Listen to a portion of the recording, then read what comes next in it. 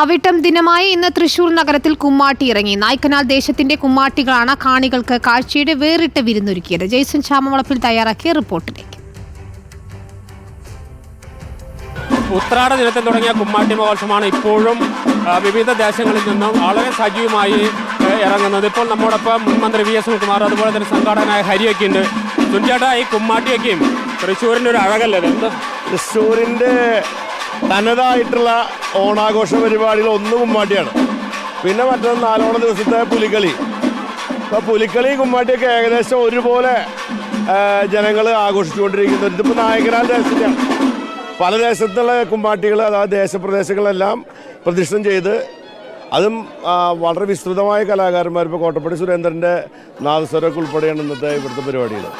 അപ്പോൾ തൃശ്ശൂരിൻ്റെ ഓണാഘോഷ പരിപാടി ഈ വയനാടിൻ്റെ ദുരന്തമൊക്കെ ഉണ്ടെങ്കിലും ഞങ്ങളുടെ എല്ലാ ആഘോഷ പരിപാടികളും ആ ദുരന്തത്തോട് ഐക്യദാർഢ്യം പ്രഖ്യാപിച്ചുകൊണ്ട് തന്നെ നടത്തുകയാണ്.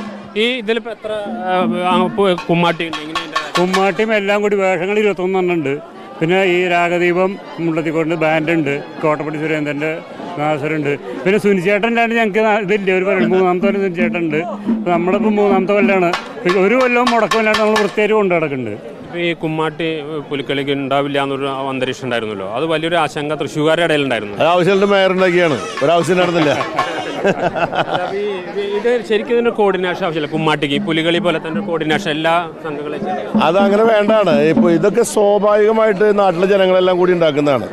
പിന്നെ അതിൽ വെറുതെ ആവശ്യമുള്ള ഇടപെട്ടുന്നില്ല എന്നൊന്നും പറയേണ്ട കാര്യമില്ല.